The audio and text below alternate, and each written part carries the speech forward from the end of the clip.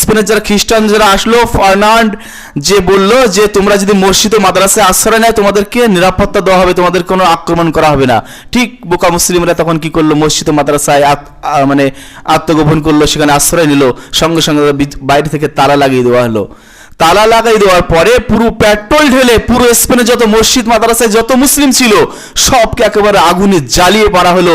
এরা হলো সেই জাতি। তাই আল্লাহ তাআলা বলছেন গায়রিল মাগযুবি আলাইহিম ওয়ালাদ-দাল্লিন।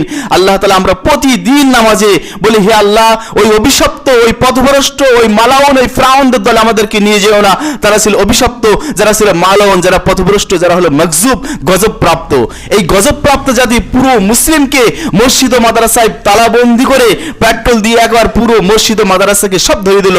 মসজিদ শেষ, মাদ্রাসা শেষ, মুসলিম বোকা বানানো হয়। এবং সেই এপ্রিল ফুল সেদিন মুসলিমরা আজকে পালন করে। বুঝতে পারছেন আজকে আমরা কত হতভাগা জাতি। আমাদেরকে ধ্বংস করা হয়েছিল, তার জন্য তারা আনন্দ করে এপ্রিল ফুল পালন করে। আর আমরা সেই 5 জানুয়ারি, এপ্রিল ফুল আমরা নিজেরাই পালন করছি। আর সেই 26 ডিসেম্বর কেক খাওয়ার দিনগুলো, কেকগুলো সব অধিকাংশ মুসলিমরাই কেনে, সম্পূর্ণ আমাদের জন্য।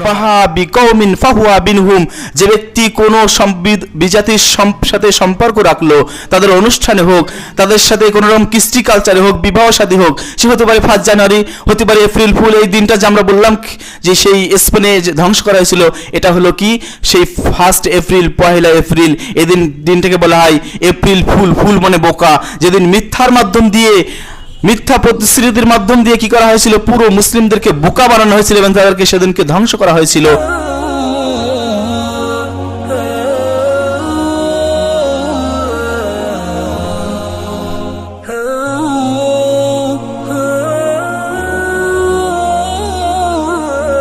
সম্মানিত উপস্থিতি, প্রশংসা সেই মহান আল্লাহ তাআলার জন্য, যিনি অবিনশ্বর, চিরন্তন, চিরস্থায়ী ও সত্য। সেই মহান রব্বুল আলামিনের দরবারে সংক্ষিপ্ত প্রশংসা আদায় করি। সকলে বলুন আলহামদুলিল্লাহ। আল্লাহর পরে পরে লাখ কোটি দরুদ ও শান্তির ধারা বিবর্ষিত হোক সেই মহামনীষীর প্রতি, যিনি এই পাপ ও পঙ্কিলময় পৃথিবীতে আল্লাহর একত্ববাদ প্রতিষ্ঠা লোকে মানব জাতির মুক্তির মেসেঞ্জার হয়ে রাহমাতুল লিল আলামিন হয়ে মক্কা সম্ভ্রান্ত করে জন্মগ্রহণ করেন।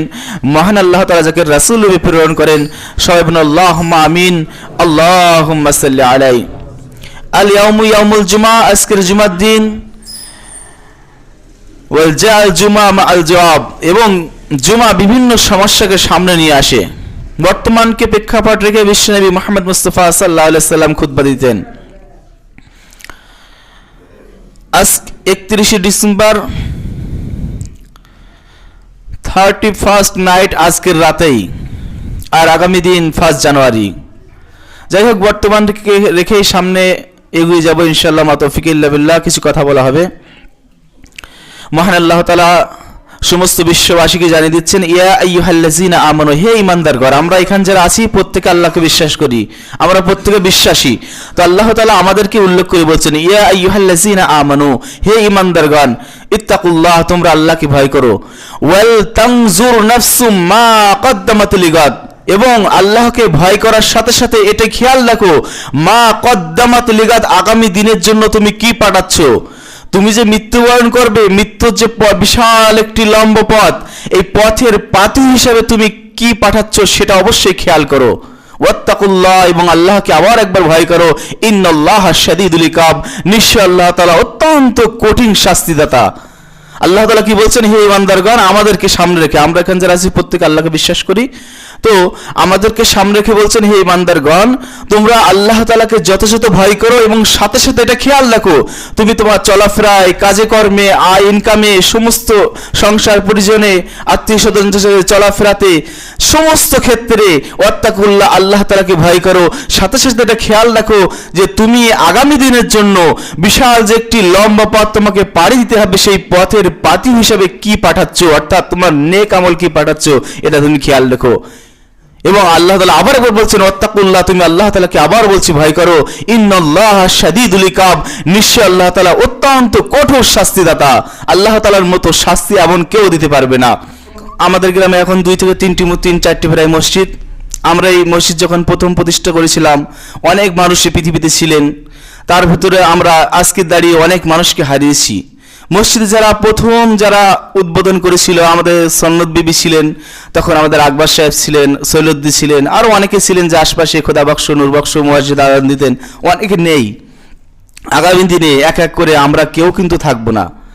অনেকে জানেন আমাদের ভিতরে মুসলিম অনেক, সেদিন করে রেজা মারা গেল, রেজা ভাই। তো যাই হোক, এভাবে একে একে আমরা কিন্তু সবাই চলে যাব। আল্লাহ তাআলার কাছে দোয়া করি রব্বুল আলামিন, যারা আমরা মসজিদের সাথে সম্পৃক্ত ছিলাম প্রথম থেকে নিয়ে আজ পর্যন্ত, যারা মারা গিয়েছি, যদি কোনো সমস্যা থাকে, টাটকা মারা গেছে, আমাদের কেশিয়ার এসএস সাহেব তিনিও নেই, তো কিছুদিন পরে আমরাও কেউ কিন্তু থাকবো না। একদিন কেশিয়ার, একদিন আমি নেই, একদিন সভাপতি নেই, একে একে সবাই কিন্তু চলে যাব, কেউ পৃথিবীতে থাকবো না। তো বলার বিষয় এটাই, আল্লাহ তাআলা বলছেন তুমি কিন্তু খেয়াল রাখো দুনিয়ায় যে কদিন ছিলে, তুমি যে বিশাল একটি লম্বা পথ পাড়ি দিতে যাচ্ছ আখিরাতের জীবনে, সে আখিরাতের জীবনে কি পাঠাচ্ছ, তোমার নেক কর্ম কি ছিল সেটা তুমি একবার খেয়াল রাখো, খেয়াল করে সঠিক আমলগুলো তুমি পাঠাও, না হলে কিন্তু আল্লাহ তাআলার শাস্তি অত্যন্ত কঠিন। এটা বলার পর আমি সামনের দিকে এগোতে চাই যে অবশ্যই আমাদেরকে খেয়াল রাখা উচিত সেই দিকে যে আমরা যেন সেই দুনিয়ার জন্য সাকসেসফুল হয়ে যেতে পারে। মহান আল্লাহ তাআলা বলছেন ফামান যুহজিহা আনিন নার ওয়া উদখিলাল জান্নাহ ফাকাদ ফাজ। আজকে যে দুনিয়ায় যে আমরা বিশেষ করে আমাদের কর্মক্ষেত্রগুলো আয় ইনকাম করি, বিশাল অট্টালিকা গড়ে নির্মাণ করি, ব্যবসা বাণিজ্য বাড়াই, কিন্তু চাকরি বাকরি পাই, অনেকে ভাবি আমরা মনে হয় সাকসেসফুল, অনেক টাকার মালিক হয়ে গেছি, কিন্তু মহান আল্লাহ তাআলা বলছেন ফামান যুহজিহা আনিন নার, যাকে জাহান্নাম থেকে মুক্তি দেওয়া হলো, ওয়া উদখিলাল জান্নাহ, এবং জান্নাত এ প্রবেশ করার সার্টিফিকেট দেওয়া হলো, সেই হলো প্রকৃত সাকসেসফুল। প্রকৃত সফলকে, প্রকৃত সফল যাকে জাহান্নাম থেকে মুক্তি দেওয়া হলো, ওয়া উদখিলাল জান্নাহ, এবং জান্নাতে প্রবেশ করার সার্টিফিকেট দেওয়া হলো, ফাকাদ ফাজ, সেই হলো প্রকৃত সাকসেসফুল। বিশ্বনবী মুহাম্মদ মুস্তাফা সাল্লাল্লাহু আলাইহি সাল্লাম তিনি জীবিত দশায় 10 জন সাহাবাকে জান্নাতের সার্টিফিকেট দিয়েছিলেন। তার ভিতরে 4 জন খলিফা, হযরত আবু বকর রাদিয়াল্লাহু তাআলা আনহু, উমর, উসমান, আলী রাদিয়াল্লাহু তাআলা আনহু, আব্দুর রহমান বিন আউফ, যায়েদ বিন হারিসা, এছাড়া আরো কিছু আছে। এই সমস্ত ব্যক্তিদেরকে রাসূলুল্লাহ সাল্লাল্লাহু আলাইহি সাল্লাম দুনিয়ায় জান্নাতের সার্টিফিকেট দিয়েছিলেন, তোমরা সবাই জান্নাতে যাবে। এছাড়াও বদর যুদ্ধে যারা অংশগ্রহণ করেছিল 313 জন, বিশ্বনবী মুহাম্মদ মুস্তাফা সাল্লাল্লাহু আলাইহি সাল্লাম বলেন এরা সকলেই আল্লাহ তাআলা এদের আগের এবং পরের সমস্ত গুনাহকে আল্লাহ তাআলা মাফ করে দিয়েছেন। তো বদর যুদ্ধে যারা অংশগ্রহণ করেছিল সবাইকে আল্লাহ তাআলা মাফ করেছিলেন একে একে। তো তারা সবাই জান্নাতের সার্টিফিকেট নিয়ে তারা এই পৃথিবী থেকে বিদায় নিয়েছে। আমরাও যেন এমন কিছু কাজ করে যেতে পারি, আল্লাহ তাআলা আমাদেরকে যেন জান্নাত দান করেন। আজকে যে আমরা দিনটি দাঁড়িয়ে আছি 31শে ডিসেম্বর, ডেটা হলো 31st ডে এখন বর্তমানে, আর আজকে যে রাতটা আসবে 31st নাইট। এই দিনে বিশ্বের মধ্যে অনেক জায়গায় বিভিন্ন রকম উৎসব পালন করা হয়। তারপরে আসবে আগামীকাল সকাল, যেটা হলো 1 জানুয়ারি। আমরা মুসলিমরা, খ্রিস্টানরা, বিভিন্ন ধর্মের মানুষরা সবাই এই দিনটা পালন করি। মেরুর পানিটা নিয়ে এসো। যেটা 31st ডে, এবং যে আমরা সামনে আগামী দিন যে দিনটা পালন করব, এটা আমরা দেখবো এটা কতটা যুক্তিসম্মত, ইসলাম সম্মত কথাটি। আগামীকাল যে দিনটি আমাদের দেখা যায় আমাদের গ্রাম বাংলায় সাধারণত ইয়ং ছেলেপেলেরা কি করে, মাঠে ঘাটে যেয়ে সেখানে একটি মাইক নিয়ে পিকনিক ইত্যাদি সমস্ত সবকিছু তারা উৎসব পালন করে। একই অবস্থায় সেখানে অনেকগুলো অশ্লীল জিনিস দেখে, কখনো কখনো আমরা শুনেছি খুব নোংরামি ছবি সেখানে দেখে, এ ধরনের তারা পালন করে। তো ইসলাম এ সম্পর্কে কি বলে, আর আমরা সেটা পালন করতে পারবো কি না? যখন 1 জানুয়ারি আসে কনকনি ঠান্ডাতে, কনকনি ঠান্ডাকে উপেক্ষা করে আমরা আমাদের ইয়ং ছেলেপিলেগুলো, গ্রামের ছেলেগুলো কি করে, সেই 1 জানুয়ারি পালন করার জন্য মাঠে ময়দানে সারা রাত জাগরণ করে। অনেক নোংরামি কুকীর্তি আমরা শুনি কানের ভিতরে। যাই হোক, আমরা যেহেতু মুসলিম, আমরা ইমানদার হিসেবে দাবি করি, আল্লাহ তাআলা আমাদেরকে সবাই ইমানদার হিসেবে বলেছেন, অবশ্যই আমাদেরকে এটা খেয়াল রাখা উচিত এই কর্মটা আমরা করতে পারবো কি না। মাঠে ঘাটে বিভিন্ন ধরনের গান বাজনার আওয়াজগুলো যে আসে, আমরা কিভাবে সেটা পালন করতে পারবো কি না। মহান আল্লাহ তাআলা আমাদেরকে এটা কঠোরভাবে নিষেধ করছেন। আমরা প্রতিদিন যেটা সূরা ফাতিহার ভিতরে পড়ি, গায়রিল মাগদুবি আলাইহিম ওয়ালাদ-দাল্লিন আমিন, আমরা তো প্রত্যেকের মুখস্থ আছে এই আয়াতটা, 7 নম্বর আয়াত। হে আল্লাহ, তুমি তাদের পথ আমাদের দেখিও না যাদেরকে তুমি পথভ্রষ্ট করেছো, ওয়ালাদ-দাল্লিন, যাদের প্রতি অভিশপ্ত করেছে এবং পথভ্রষ্ট করেছে। তাফসীর যদি এর ব্যাখ্যা দেখেন, মাগজুব হলো গজবপ্রাপ্ত, এরা হলো ইহুদি, ওয়াল যাল্লিন পথভ্রষ্ট হলো খ্রিস্টান। আজকে যে 5 জানুয়ারি পালন করা হয় এটা সম্পূর্ণ খ্রিস্টানদের কৃষ্টি কালচার। এমনকি মুসলিমরা আমরা কোনো রকম দিবস পালন করতে পারবো না, রাসূল থেকে কোনো রকম ইঙ্গিত আমাদের নেই। কোনো দিবস, নবীর জন্ম দিবস হোক আর মৃত্যু দিবস হোক, আপনার বাড়ির ছেলেটার জন্ম দিবস হোক আর মৃত্যু দিবস হোক, কোনো কিছু পালন করার মধ্য দিয়ে আমরা ইসলাম খুঁজে পাই না। রাসূলুল্লাহ সাল্লাল্লাহু আলাইহি সাল্লামের প্রতি আল্লাহ তাআলা 30 পারা যে কোরআন অবতীর্ণ করেছেন তার ভিতরে আল্লাহ তাআলা বলছেন, মা আতাকুমুর রাসূলু ফাখুযুহু ওয়া মা নাহাকুম আনহু ফান্তাহু। রাসূল যা তোমাদেরকে দেয় সেটা তোমরা গ্রহণ করো এবং যা থেকে তোমাদেরকে নিষেধ করে সেটা তোমরাকে বর্জন করো। রাসূল কি বলেছেন, মান তাশাব্বাহা বিকওমিন ফাহুয়া মিনহুম।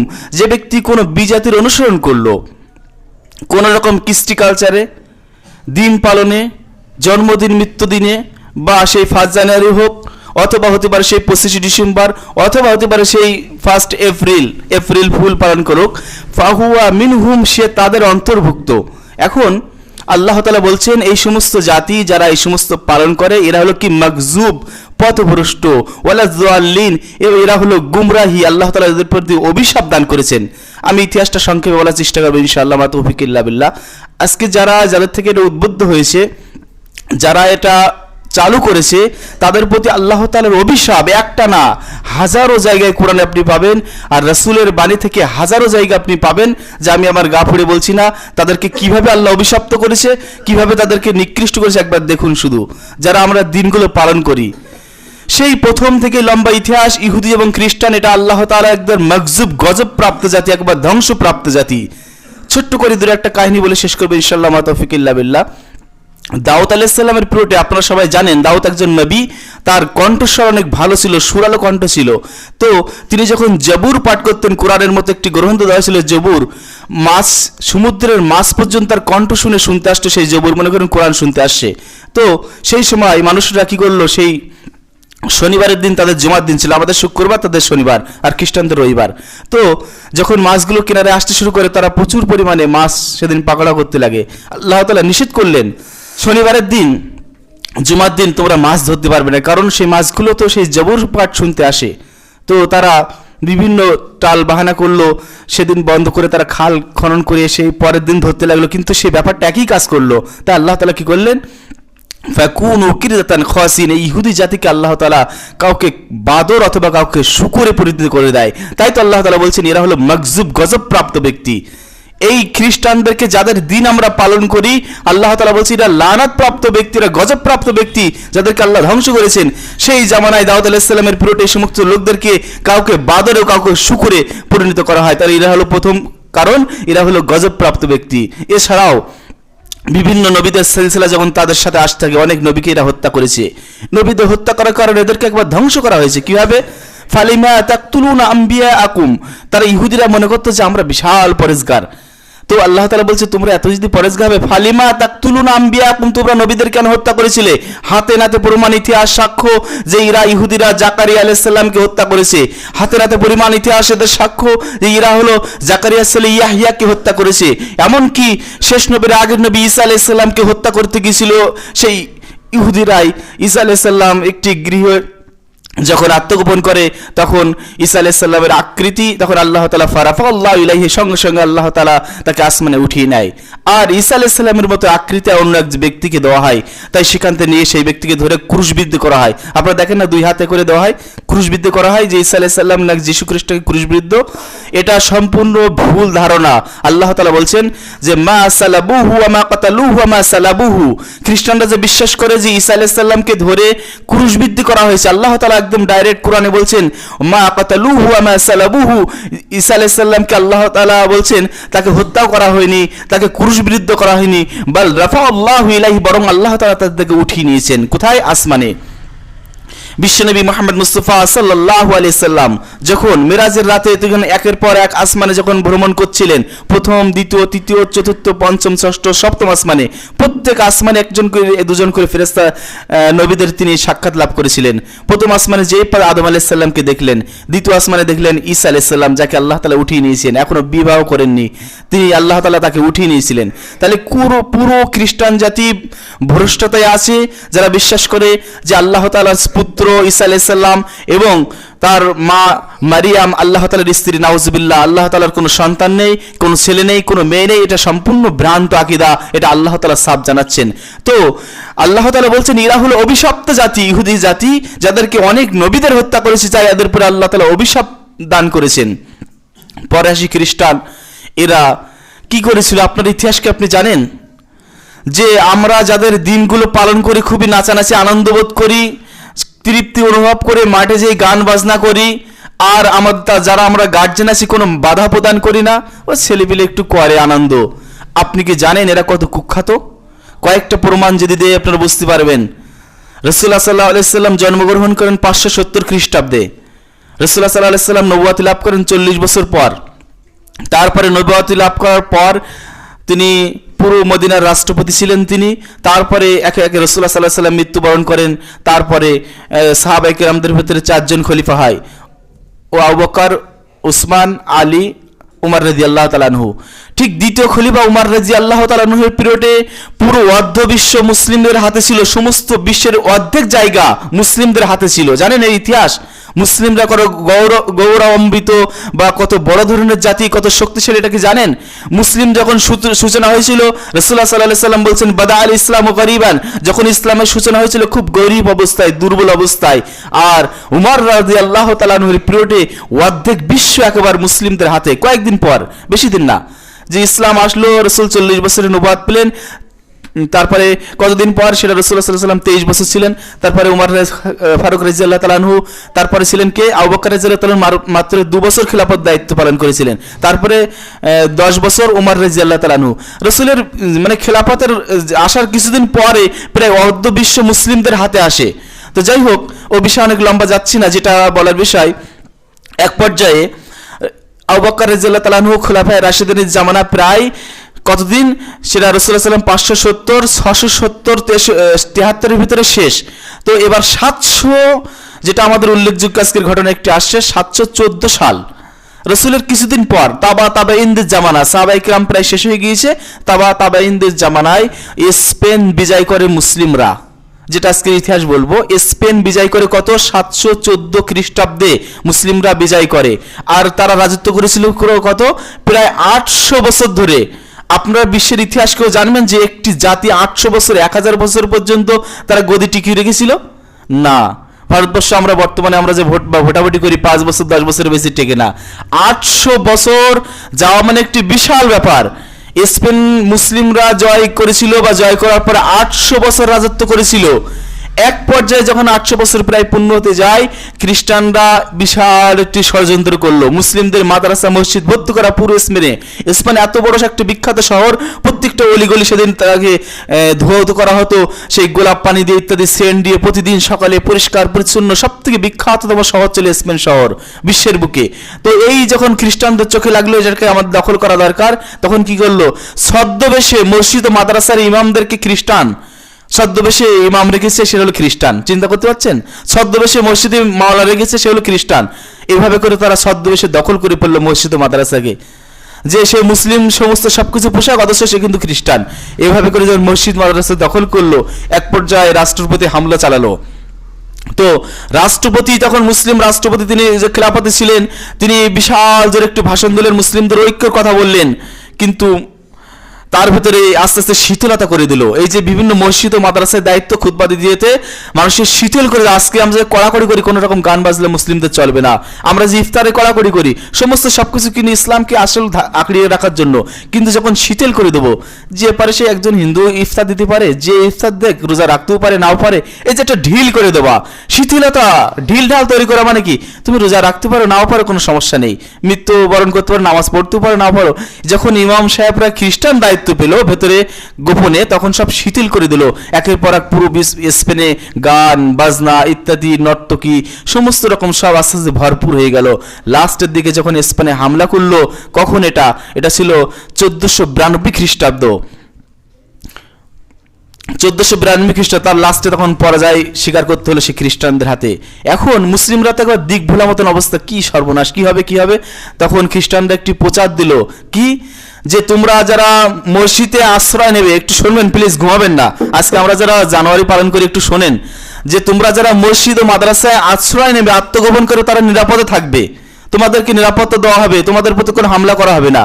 কি স্পেনের যারা খ্রিস্টান যারা আসলো, ফার্নান্ড যে বলল যে তোমরা যদি মসজিদ ও মাদ্রাসায় আশ্রয় নেয় তোমাদেরকে নিরাপত্তা দেওয়া হবে, তোমাদের কোনো আক্রমণ করা হবে না। ঠিক বোকা মুসলিমরা তখন কি করলো, মসজিদ ও মাদ্রাসায় মানে আত্মগোপন করলো, সেখানে আশ্রয় নিল। সঙ্গে সঙ্গে বাইরে থেকে তালা লাগিয়ে দেওয়া হলো। তালা লাগাই দেওয়ার পরে পুরো পেট্রোল ঢেলে পুরো স্পেনে যত মসজিদ মাদ্রাসায় যত মুসলিম ছিল সবকে একেবারে আগুনে জ্বালিয়ে মারা হলো। এরা হলো সেই জাতি, তাই আল্লাহ তাআলা বলছেন গায়রিল মাগযুবি আলাইহিম ওয়ালাদ-দাল্লিন। আল্লাহ তাআলা আমরা প্রতিদিন নামাজে বলি, হে আল্লাহ ওই অভিশপ্ত, ওই পথভ্রষ্ট, ওই মালাউন, ওই ফিরাউনদের দলে আমাদেরকে নিয়ে যেও না। তারা ছিল অভিশপ্ত, যারা ছিল মালাউন, যারা পথভ্রষ্ট, যারা হলো মাগযুব, গজবপ্রাপ্ত। এই গজবপ্রাপ্ত জাতি পুরো মুসলিমকে মসজিদ ও মাদ্রাসায় তালা বন্দি করে পেট্রোল দিয়ে একবার পুরো মসজিদ ও মাদ্রাসাকে সব ধরে দিল। মসজিদ শেষ, মাদ্রাসা শেষ, মুসলিম সব খতম। বুঝতে পারছেন? আজকে যারা আমরা তাদেরকে নিয়ে খুব আনন্দ করি, মাঠে যেয়ে নর্তকীদের নাচা ইত্যাদি বিভিন্ন রকমের ছবি উল্টোপাল্টা দেখি এবং অনেকে মদও খায়, এটাও আমাদের কানে রিপোর্ট আছে, অনেক ব্লু ফিল্মও দেখে, এটাও আমাদের কানে আমাদের আসে। তো যাই হোক, সেটা আমরা বলতে চাচ্ছি না। যে আমাদের সন্তানরা যে সেখানে যায় এবং তাদের নিয়ে খুব নাচানাচি করে 1 জানুয়ারি পালন করে, কিন্তু এরা যে আপনাকে ধ্বংস করার জন্য সবসময় পায়ে পায়ে লেগে, সেটা আপনি জানেন? পুরো স্পেন থেকে মুসলিমকে ধ্বংস করা হলো বিশাল একটি কৌশল নিয়ে, যেখানে 800 বছর মুসলিমরা রাজত্ব করেছিল, সেই রাজত্বকে একেবারে ধ্বংস করে দিয়ে একবার আপনাকে আমাকে, মা বোন সমস্ত সবাইকে, ছোট ছোট শিশু বাচ্চা পেট্রোল ঢেলে আগুন দিয়ে জ্বালিয়ে দিল। এরা হলো সেই অভিশপ্ত জাতি যারা আমরা প্রতিদিন এদের প্রতি গজব নাজিল করি, গায়রিল মাগযুবি আলাইহিম। হে আল্লাহ, তুমি আমাদেরকে সেই পথ দেখিও না যাদের প্রতি তুমি মাগযুব, গজব প্রাপ্ত, গজব দিয়েছো, ওয়ালা জালিন, যাদেরকে তুমি পথভ্রষ্ট করে এদের পথে আমাদেরকে পাঠিও না। এই হলো সেই জাতি। এছাড়াও বিশ্বনবী মুহাম্মদ মুস্তাফা সাল্লাল্লাহু আলাইহি সাল্লাম তার জীবদ্দশায় তার বাণী দেখুন। বিশ্বনবী ছিলেন একদম সবথেকে মানুষের ভেতরে একবার সেরা খাঁটি মানুষ। তিনি তাই বলছেন, দেখেন, লাআনাল্লাহুল ইয়াহুদা ওয়ান নাসারা ইত্তাখাযু কুবুর আমবিয়াইহিম মাসাজিদা। আল্লাহ তাআলা ইহুদি ও খ্রিস্টান প্রতি লানাত করেছেন, অভিশাপ করেছেন, কারণ ইত্তাখাযু কুবুর আমবিয়াইহিম মাসাজিদা, এরা নবীদের কবরগুলোকে মসজিদে নির্মাণ করেছে। তাই রাসূলের নিজের ভাষা হলো এরা হলো মালাউন, ফিরাউনের জাত। এদের প্রতি আল্লাহ তাআলা গজব করেছেন বা লানাত, গজব মানে অভিশাপ দান করেছেন। এছাড়া পবিত্র কোরআনে আল্লাহ তাআলা বলছেন, ফাওয়াইলুল লিল্লাযিনা ইয়াকতুবুনাল কিতাবা বিআইদিহিম, তাদের জন্য ওয়াইল নামক গজব, তাদের জন্য খারাপ। ইয়াকতুবুনাল কিতাবা আইদিহিম, যারা নিজে হাতে কিতাব রচনা করে। এর মানে কি? রাসূলুল্লাহ সাল্লাল্লাহু আলাইহি সাল্লামের নবুয়াতের বাণী যখন তারা তাদের তওরাতে বা তাদের ধর্মগ্রন্থে যখন ছিল, এই খ্রিস্টানরা এমন একটি জাতি, খ্রিস্টানদের প্রতি ইনজিল দেওয়া হয়েছিল, যখন রাসূলের ভবিষ্যৎ আছে, একজন নবী আসবে, মক্কা থেকে তার জন্ম, তার মায়ের নাম আমেনা, পিতার নাম আব্দুল্লাহ, তিনি মক্কার সম্রাট জন্মগ্রহণ করবেন, তিনি বিশাল বিপ্লব ঘটাবেন, বিশাল কিছু তিনি ধ্বংস করবেন, সমস্ত ঝামেলাকে, বিবাদকে মুক্ত করবেন। এই সমস্ত যখন ছিল রসুলের নিদর্শনবালী, যে রসুল এই নিয়ে একদম তারা জানতে পাচ্ছেন, তারা তখন কেটে ছেড়ে বাদ দিতে লাগলো। আল্লাহ তাআলা বলছেন, ফাওয়াইলুল লিল্লাযিনা ইয়াকতুবুনাল কিতাবা বিআইদিহিম, ওদের জন্য ওয়াইল, ওদের জন্য খারাপি, যারা নিজে হাতে কিতাব রচনা করে, এরা কাটাছাড়া করতো। তাই আল্লাহ তাআলা বলছেন, ওদের জন্য ওয়াইল নামক জাহান্নাম, ওরাই যারা ইয়াকতুবুনাল কিতাবা বিআইদিহিম, নিজের হাতে কিতাব রচনা করতো এবং বলতো এটা আল্লাহর তরফ থেকে, নাউজুবিল্লাহ। বুঝতে পারছেন কাদের নিয়ে আজকে আমরা 5 জানুয়ারি পালন করছি? এরা হলো অভিশপ্ত জাতি। আল্লাহ তাআলা বারবার বলছেন, আমি তো কয়েকটা আয়াত পড়লাম, এছাড়া অনেক জায়গায় আছে। রাসূলুল্লাহ সাল্লাল্লাহু আলাইহি সাল্লাম এদেরকে খিলাফ করার জন্য যখন মদিনায় গেলেন, যাওয়ার পরে যে মুহররমের রোজা রাখি না আমরা, কটা রাখি? 2টো। রাসূলুল্লাহ সাল্লাল্লাহু আলাইহি সাল্লাম যে দেখলেন তারা মুহররমের রোজা রাখছে। অনেকগুলো ইতিহাস জানেন যে আদম আলাইহিস সালাম সেই মুক্তি পেয়েছিলেন, নূহ আলাইহিস সালাম মুক্তি পেয়েছিলেন, তারপরে সেই মুসা আলাইহিস সালাম ফিরাউনের হাত থেকে মুক্তি পেয়েছিলেন সেই 10 আশুরায়ে মুহররম ইত্যাদি। তো রাসূলুল্লাহ সাল্লাল্লাহু আলাইহি সাল্লাম শুনলেন, ঠিক আমারও তো রোজা রাখা উচিত। তিনি একটা না রেখে 2টো রাখলেন, খালিফাল ইয়াহুদ ওয়ান নাসারা, ইহুদি এবং নাসারাদেরকে খিলাফ করার জন্য, উল্টো করার জন্য। এছাড়াও বিশ্বনবী মুহাম্মদ মুস্তাফা সাল্লাল্লাহু আলাইহি সাল্লাম বলছেন যে একটা দিন ইহুদিদের রোজা ছিল, খবরদার মুসলিমরা তোমরা ওই দিনে রোজা রাখবে না। অনেক দারিদ্র্যের কারণে অনেকের খাওয়া হতো না, সেদিন মানুষের রোজা রাখতো রসুলের প্রথম সূচনার দিকে। তো রসুল বললেন, খবরদার সেই ইহুদিদের যে নির্দিষ্ট যেদিন রোজা, তোমাদের যদি কিছু খাওয়া না জোটে, গাছের যদি ছাল ফাল হয় গাছের ডাল চাবিয়ে দিয়ে রোজা ভেঙে দাও, খবরদার তোমরা রোজা রাখো না। সাধারণ একটা মানুষ নফল রোজা কখন হয়, তার জন্য সেরি খাওয়া লাগে না। নফল রোজা একটা নিয়ম আছে, আগে থেকে সেরি খাওয়া লাগে না। হঠাৎ করে আপনি সকাল 9টার সময় মনে করলেন যে সকালে কিছু খাওয়াইনি, না আজকে রোজা রেখে দিলাম, নফল রোজা চলতে পারে। তাই রাসূল বলছেন যে তোমাদের বাড়িতে যদি খাবার দ্রব্য কিছুই না থাকে, তো তোমরা কি করবে, সেদিন গাছের ডাল হোক, আঙুরের খোসা হোক, যা দিয়ে হোক তোমরা রোজাকে ভঙ্গ করবে। খবরদার ইহুদিদের রোজার দিন তোমরা রোজা রাখবে না। তাহলে বুঝলাম কি, এখানে পূর্ণ কোরআন ও হাদিস থেকে স্পষ্ট বুঝতে পারলাম যে ইহুদি ও নাসারারা ইসলামের পরম শত্রু, চরম শত্রু। এদের প্রতি কোনো রকমের মহব্বত রাখা যাবে না, এদের কোনো অনুষ্ঠান পালন করা যাবে না। রাসূল লাস্ট সিদ্ধান্ত নিচ্ছেন কি, মান তাশাব্বাহা বিকওমিন ফাহুয়া বিনহুম, যে ব্যক্তি কোনো বিজাতির সাথে সম্পর্ক রাখলো, তাদের অনুষ্ঠানে হোক, তাদের সাথে কোনো রকম কৃষ্টি কালচারে হোক, বিবাহ শাদী হোক, সে হতে পারে 5 জানুয়ারি, হতে পারে এপ্রিল ফুল। এই দিনটা যে আমরা বললাম যে সেই স্পেনে ধ্বংস করা হয়েছিল, এটা হলো কি সেই 1 এপ্রিল, 1 এপ্রিল। এই দিনটাকে বলা হয় এপ্রিল ফুল। ফুল মানে বোকা, যেদিন মিথ্যার মাধ্যম দিয়ে, মিথ্যা প্রতিশ্রুতির মাধ্যম দিয়ে কি করা হয়েছিল, পুরো মুসলিমদেরকে বোকা বানানো হয়েছিল এবং তাদেরকে সেদিনকে ধ্বংস করা হয়েছিল। এটাই হলো ব্যাপার। তো যাই হোক, পুরো মুসলিমকে শেষ করে দিয়েছিল, তো মুসলিমদেরকে বোকা বানানো হয় এবং সেই এপ্রিল ফুল সেদিন মুসলিমরা আজকে পালন করে। বুঝতে পারছেন আজকে আমরা কত হতভাগা জাতি, আমাদেরকে ধ্বংস করা হয়েছিল তার জন্য তারা আনন্দ করে এপ্রিল ফুল পালন করে, আর আমরা সেই 5 জানুয়ারি এপ্রিল ফুল আমরা নিজেরাই পালন করছি। আর সেই 26 ডিসেম্বর কেক খাওয়ার দিনগুলো, কেকগুলো সব অধিকাংশ মুসলিমরাই কেনে, সম্পূর্ণ আমাদের জন্য হারাম। আমি শেষ কথা বলতে চাই, যখন আপনি মৃত্যুবরণ করব, মৃত্যুবরণ করার সময় মাটিটা কি দেওয়া হয়, একটা কথা বলেন আমরা, বিসমিল্লাহি আলা মিল্লাতি রাসূলিল্লাহ, রাসূলের মিল্লাতের উপরে তোমাকে কবর দাফন করলাম বা দাফন করলাম ইত্যাদি। তো রাসূলের মিল্লাতের পরে, তার মানে আমি সারাটা জীবন রাসূলের মিল্লাতে ছিলাম। কিন্তু আমার জীবন যদি পরিদর্শন করে দেখা যায়, যারা রাসূলের পরম শত্রু, আল্লাহর পরম শত্রু 5 জানুয়ারি পালন করেছিলাম, তাদের সাথে বন্ধুত্ব করে আমি বিভিন্ন মাঠে গান বাজনা করতাম, আমি সেই কেকগুলো খেতাম, আমি সেই এপ্রিল ফুল যেদিন মুসলিমদেরকে বোকা বানানো হয়েছিল সেই এপ্রিল ফুল আমি নিজে পালন করি। এছাড়া বিভিন্ন ধরনের তাদের কৃষ্টি কালচারে হই হই করে আমি কাটিয়ে দেই। আর আমি যখন মাটি দেওয়া হয়, আমার কি বলা হয়, বিসমিল্লাহি আলা মিল্লাতি রাসূলিল্লাহ, রাসূলের মিল্লাতের উপরে, রাসূলের আদর্শের উপরে তোমাকে মাটি দিলাম। এটা কি বলা ঠিক নয়? বিসমিল্লাহি আলা মিল্লাতি ইহুদি ও খ্রিস্টান, নাউযুবিল্লাহি মিন জালিক।